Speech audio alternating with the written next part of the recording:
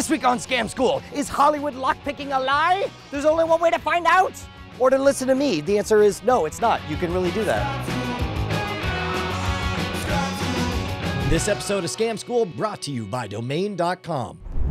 Welcome to the show that's almost certain that movies are exactly like real life, if you know the right stuff. Scam School, the only show dedicated to social engineering at the bar and on the street. Hello, beautiful people. I'm Brushwood. This week, we are back with our friends from the Longhorn Lockpicking Club who are going to teach us that the movies are real, that you can use a single paperclip in order to escape from a jail or an insane asylum and join a Terminator. All right, here we go. Gentlemen, give me a toast. Let's go, go, go, go, go. Cheers. Boom. All right, we are at the Handlebar right here in Austin, Texas with Doug Farr and, of course, Jay Gore of the Austin Longhorn Lockpicking Club. And I've heard this for years. I've seen this in all the movies. But is it true that you can use a paperclip in order to pick a lock? Absolutely. We call it improvised picking. Improvised picking. So what are some of the stuff that you would use for improvised picking? I mean, whatever you have lying around. Usually paper clips are pretty common around the workplace, around the home. Bobby pins, hairpins as well. Okay, well, to practice, I brought this. This is one of the things we have at Scam Stuff. It's a lockpick trainer set. We have 1 to 5 pins, and you, of your own accord, felt like 3 was the lowest level that you would deign to bother to pick. 3 pins, anything below is child's play to you, right? Well, we're on camera. I want to show off a little bit. Okay, all right, that's fair enough. But before we start picking these and before we start seeing the techniques, talk to me about sort of what is the ethos of a hobbyist lockpicker? What differentiates what you guys do from, you know, teaching criminals the filthy tools of bad guys? There's sort of 2 cardinal rules of hobbyist lockpicking, which is what we practice. First one should be pretty obvious to everyone. Do not pick a lock that you don't own. So don't go to your neighbor's door and try to break it open. The second one, less obvious, don't pick a lock that's in use. So you learn how to pick locks, you're really excited. Don't run home and try to pick your own front door lock. There's a good chance you're going to damage the lock, break it, and have to call out a locksmith. And so meanwhile, I understand, like, there's tournaments, there's races. We have 2 former champions, so. We have both won the speed picking competition at DEF CON. Are you kidding me? Absolutely. All right, look, I'm humbled. Okay, so walk me through this. Let's say you encounter a lock. Let's say it's the beginning of Terminator 2. You're trapped in an insane asylum. How do you do it using just regular old paper clips? Sure. All right, so we need 2 tools. We need our tension wrench to apply tension to the actual plug or keyway of the lock. All right, so we have a tension wrench. Normally it looks like this, right? You put it in there, you give it a little tension. Once you poke all of the pins, it starts moving, right? Right. First step, I'm just going to extend the paper clip a little bit, and I'm going to take, one of the ends, kind of create a nice bend. And what that's going to do is it's going to create the bar or the end of the tension tool here. And we're going to test it out. We're going to stick it into the lock here. And if we can put it at the bottom or top of the keyway, so right now I'm at the bottom of the keyway.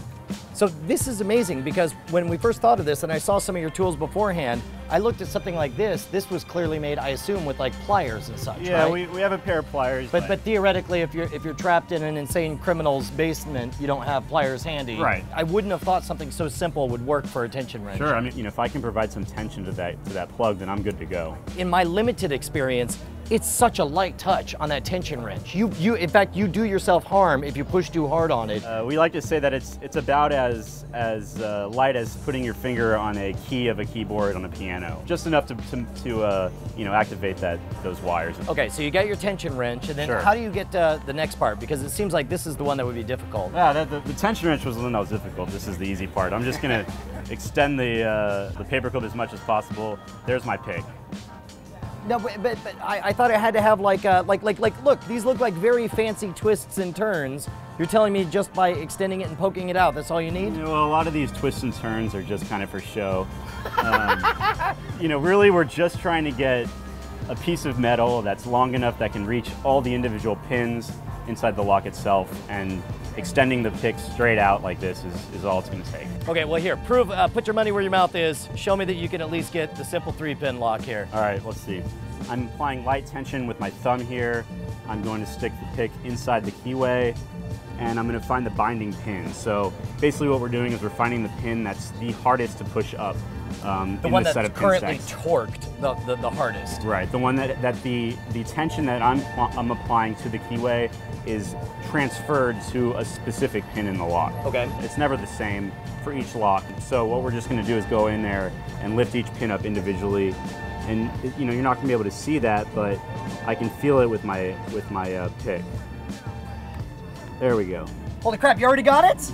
Ah, damn it. All right, look, I'm gonna try, but first you guys gotta toast me. Toast, Okay. toast, toast, toast, toast, toast, Cheers. toast. Brian, oh hey, Brian, what's going on? What? You ready? No, What's up? no, I'm quitting scam school. Oh, that's not a great idea. What's...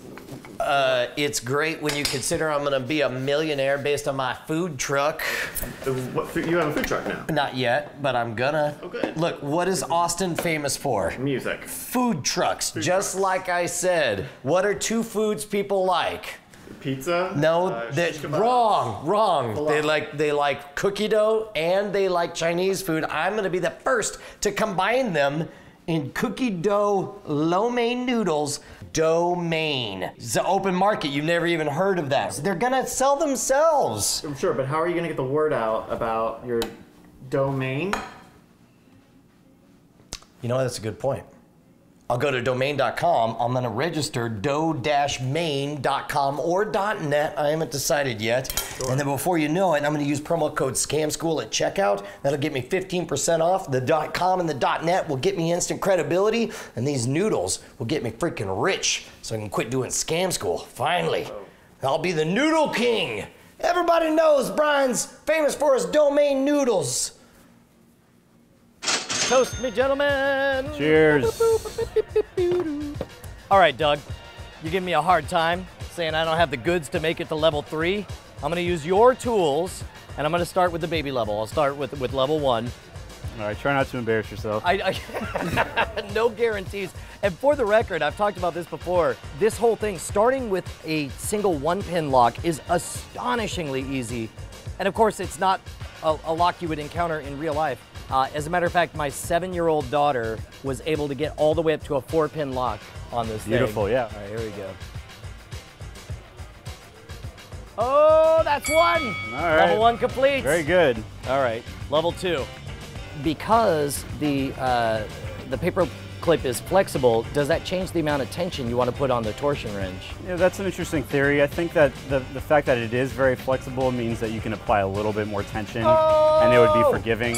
Yeah, like that. Very like good. that. Very good. All That's right. level 2. All right. 2 beers for me. You're not doing too bad, I have to admit. I'm so excited. So excited. I guess it's interesting. You can overcompensate. You can push up too high and actually ruin your chances of opening a lock if you overdo it. It's called oversetting the pins, and what happens is the pins get stuck up above the shear line, which will prevent the lock from opening. The only way to mitigate that is to release tension on the plug or release tension on the lock and allow the pins to reset.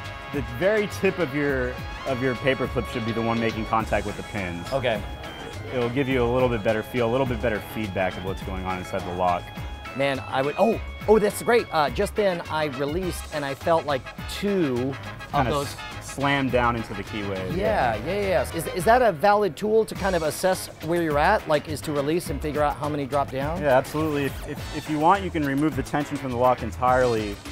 Stick your pick all the way in. Okay. Pull it up to the top. Oh, wait a minute. So then you know which one is the one that's all the way up. Okay. Absolutely. Well, and if you put your ear next to the lock while you're pulling out on the pick, you can hear the pin slam down. That'll tell you how many picks are in the lock and give you kind of a visual representation. Okay, and it helps that I already know that there are 3. So you got 3 pins in there you're attacking. Your goal is to figure out, do I need to attack the very front, the very back, or the middle first? Which one is offering the most resistance? Is there any way to confirm which is the one that's locked in or currently the tensest? Identifying the binding pin itself is really done just by feeling the pick that's hardest to push up with your pick. Now the telltale sign that you've set a pin properly is you're pushing up on that one binding pin, the tough one to push up. Yeah. Suddenly it clicks and now there's a new binding feeling somewhere else in the lock. So you've transferred that binding feeling to a new pin. Now you know the last one is set. I know it's a tacky thing among lockpickers, but I hear people talking about raking, where you just get in there. Oh, see? Yeah. That's like a gauche faux pas, right? So the technique called raking will get you in really fast on really simple locks. It's sort of attacking the entire lock at once and praying and hoping that it'll all open quickly. But you don't really know what's going on as you're attacking it. You're really just kind of wiggling a tool in there and hoping that it all falls open. All right, so just wiggle a tool in here is what you're saying. Ah, damn it. All right, look. There's only one way to end this, and you got to prove to me it's skill and not the tools. Do it. Do it again. Do it again. All right. There we go. Yeah. God damn it! All right, you have bested me, Doug. Well done, Doug. Well done, Jagor. Thank you guys so much. That was freaking rad. A couple things go without saying. First of all, we have to give a huge thanks to our friends over at the Longhorn Lockpicking Club. And second of all, as you practice this at home, make sure you're using your locks that you own, because otherwise you're committing crime. In fact, everybody pause this video, go check your state and local laws, make sure you're compliant. And then tell me whether or not you're compliant by hitting me up at twitter.com/Schwood. There is no C in Schwood. You and I can be best friends there. And next week, we're gonna learn how you can actually break into government facilities by becoming part of the government. Also, I'm the government. Sign this form. It's perfectly legal. You're gonna join. It's an independent country I'm starting called Scamtopia. It's gonna be amazing. There's a ground floor opportunity here. If you turn your head around and look at the back of the log Oh, here. geez. Well, that would explain. One of those things I'm feeling is me plowing out the other side. Right. Okay, all right. You want it to be as light as possible while you're fingering all those. That was the wrong word to use. Howdy, beautiful folks. I'm Brian Brushwood, and this week we are back at the Handlebar Handlebar.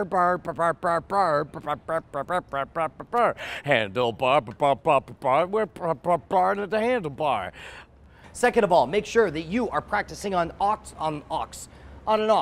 Get on an ox, and then as you maneuver around, the ox will be unlocked. The unlocks ox. That's like a gauche faux pas, right?